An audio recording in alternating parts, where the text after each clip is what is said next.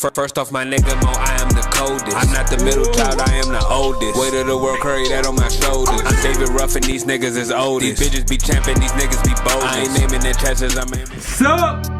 Dude, what's good, gang? What it do, baby? Make sure y'all hit that like button, subscribe to the channel. Are you so? I hope y'all having a good week. I hope y'all ready for the holidays. I'm saying for the holidays. It's almost Christmas. What y'all getting me? What y'all getting me, man? You know I want something for Christmas. Hey. I hope y'all having a good week. If y'all enjoy these scary videos, let me know in the comment section. Let's get into the video. Christmas horror stories.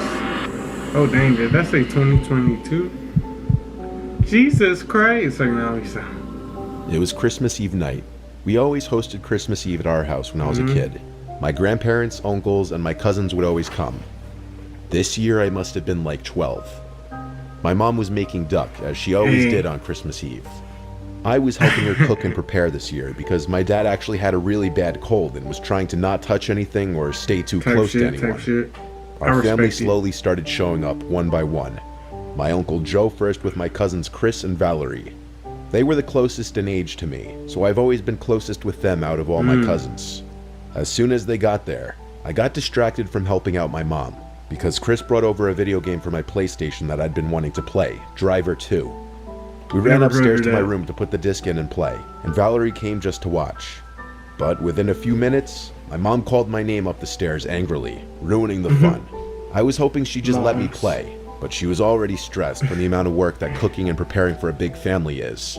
So we had to resume playing the game later. We left it on pause, and all three of us went back downstairs. Most family had arrived already. I was juggling saying hi to everybody while helping set up the table and stuff. Within half an hour, the whole family was there, and dinner was almost ready. The table was already set, and half the family was already at the dinner table, including myself. Then I remembered my mom yelling, "Ah, shit." She yelled for me to run to the basement to grab the stuffing, which she forgot to make. Our house didn't have an actual pantry closet, so my mom used the backside of the bar in the basement as a pantry. I went down to the basement to fetch the stuffing. In the freezer, though. I was behind the bar looking for the damn stuff when I noticed a blanket covering something in the corner next to the two sofas. At first glance, I assumed it was a person, one of my cousins hiding, trying to scare me. As I walked a little closer, I could confirm it was a person based on the shape of what was underneath the blanket. I could see the person's head. Shit. I stood there waiting to see if they'd react to my not making noise. I was wondering how he or she would know when to jump out to scare me if they couldn't see me under that blanket. Suddenly the lights to the basement turned off, and I heard the basement door slam shut. I yelled "screw you" to whoever it was, Valerie or Chris. I knew it was one of them, not my older cousins. I was going to scare whoever was under the blanket. I had a feeling the two of them were trying to mess with me, but now the joke was on them. I was going to scare whoever was under that blanket. I tiptoed on the carpet to the corner of the room and yanked the blanket off whoever it was and started screaming to scare them. But instead of hearing one of my cousin's childish screams, I heard nothing. Then a very strong grip grabbed me. Whoever it was went for my neck as soon as they felt where it was in the dark. For a few seconds I thought it was Chris roughhousing me, and I was screaming at him to stop, but this felt like the grip of a grown man. I started to scream for my life with whatever air was able to escape my lungs. The door to the basement opened and the light turned on, revealing an old, dirty, disheveled-looking man. Bro, I wish they showed an image of the basement door which led to the backyard, not the basement door that led to the upstairs. Half my family came rushing down. I was crying and screaming he went that way, pointing at the open backyard basement door. Two of my uncles ran outside to try to find him, while my mom and aunts came to my side to try to comfort me as I was crying. I was literally shook. My whole body was shaking and I felt ill. My mother called the police to report this. My uncles were out in the streets for like 20 minutes looking from house to house for the man. It made no sense because it didn't look like he would have been able to make it too far, which makes me think he was hiding somewhere in the backyard or a neighbor's yard. Check out houses. The officer said it sounded like some homeless squatter hiding from the cold, and that they'd gotten a number of these calls that month. That didn't make things sound any better after that allegedly homeless man had his hand around my neck. My cousins were trying to pull a prank on me, hence why they turned the light off and shut the door originally. But this was obviously not part of their plan. So my family learned a valuable lesson at my horrifying expense. A homeless man always keep ain't every just single breaking entrance in to your house house locked at all times. Bro, a squatter, young, he would have died. And the dude that came into... It was Christmas Eve night. I Story was a two. little kid. I'll My calm dad was down. briefly dating this woman named Sydney. Sydney. My mom died when I was really young, so for most of my childhood, I didn't know what it was like having a motherly figure Me in the neither. house. As far as When my dad fathers, started seeing not Sydney, mothers. she would spend the weekends at our house once in a while, and my siblings and I liked that. Sydney always seemed like a decent woman, but I was a little kid, and I was perhaps biased because I just liked having a woman in the house. It was Christmas Eve. Sydney was spending the weekend Hand with us on for the fire. Christmas. I don't think she had much family herself. We watched the movie Elf as a family. My a good brother, movie. sister, dad, and Good Sydney. movie, good movie. After the movie ended, my dad and Sydney went to bed. I stayed up with my brother a little later to watch the Polar Express. I never seen Around the that time the movie. movie ended, Sydney came downstairs to tell us that it's maybe time to go to sleep. I was young, but I was old enough to be suspicious about Santa Claus by now, and I had a feeling it was always my dad putting the gifts under the tree. I went to my room to play video games for a few hours. I snuck out of my room around 12 o'clock to see if the presents were under the tree yet. My bedroom was the only bedroom on the den I don't level, think I so ever every other believed bedroom that was whole upstairs. Santa thing. The living room and tree were on the first level, a half flight of stairs above my bedroom. I snuck Good out of my story, room though. and tiptoed up the stairs. I peered into the living room, which was lit up by the Christmas tree. There were presents under there, and there was Sydney under the tree. At first I thought she was placing the gifts there, and I thought I was right all along, that Santa wasn't real. But I quickly realized she wasn't placing the gifts there. She was shaking them, like trying to figure out what's inside of the boxes. She picked up one gift, which was in a gift bag, started digging through it, and pulled out something that looked like it was for my sister, like makeup. She analyzed it and put it back in the bag. I didn't know what she was doing, but I kept watching. I saw her walk to the kitchen and go to the ledge where my dad keeps his wallet. What I saw next, I couldn't believe. She went through my dad's wallet and took out a few bills and put it in the pocket of her pajama pants. I kept watching as she went into the cabinet above the ledge, the medicine cabinet. She took out what looked to be one of my dad's prescription medication bottles, and she started analyzing it. She opened it, sniffed it, and then looked to her left, right at me. Damn. It was as if she was about to do something very bad and was checking that the coast was clear first, and she saw me right away. Her eyes widened, and she put the bottle back in the cabinet. I hurried down the stairs back to my room and crawled into bed, with my little kid mind thinking I somehow could still pretend to be asleep. Seconds later, the door creaked open and then shut. I didn't look, but I didn't know if she entered the room or not. A few minutes passed, and I finally felt it was safe to check if she was gone. I looked up, and Sydney was standing right over my bed. I gasped and almost screamed. She looked down at me. All I could see was the silhouette of her figure, making the sight of her even creepier. She said she saw me watching her, and said in this angry whisper that she wasn't doing anything wrong. She just wanted to make sure my dad was taking his medication. I replied, okay, and she said Merry Christmas and left the room. The next day, after we opened gifts, my dad came into the living room angrily and said, "Who took $60 out of my wallet?" I looked at Sydney right away, who glanced back at me as if she knew that I knew. At that moment, I didn't tell my dad what I saw. Oh my God. But later that day, when my dad was still angry at my siblings and I, thinking one of us did it, I told him the truth of what I saw. My dad didn't believe me at first. But when I told him that she was going through his medication too, he started to believe me, because why would I lie about that? Later that night, this created for a rather loud conversation between the two of them. But shockingly, my dad didn't ask Sydney to leave.